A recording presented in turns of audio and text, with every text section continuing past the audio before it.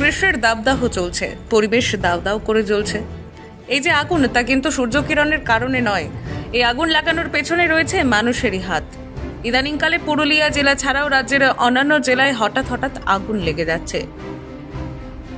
আগুন লাগছে কারখানায়, আগুন লাগছে বিএসএনএল দপ্তরের পরিত্যক্ত উপকরণে, আগুন লাগছে পাহাড়ি জঙ্গলে। এই যে আগুন দেখতে পাচ্ছেন, এটি সোমবার সন্ধ্যাবেলায় মানবাজার শহরের অদূরে বুড়ি শহর ও বড়পুলের মাঝের জঙ্গলে লেগেছে। স্থানীয় সূত্রে জানা যায়, মানবাজারের বিভিন্ন জায়গায় নেশাদ্রব্য মদ্য বিক্রি হয়। মদ্যপায়ীদের নিরিবিলিতে মদ্যপানের জন্য এই জঙ্গলের ভেতরে যাতায়াত রয়েছে।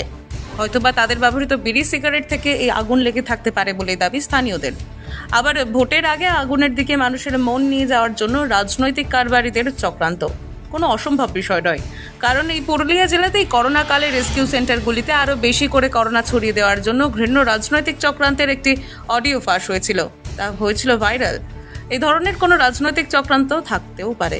বিভিন্ন জায়গায় আগুনে লাগার পেছনে আখেরে যাই হোক, এই আগুন কিন্তু পরিবেশের প্রতিটি উপাদানের জন্য, কি প্রাণী কি উদ্ভিদ, তাদের জন্য ক্ষতিকর।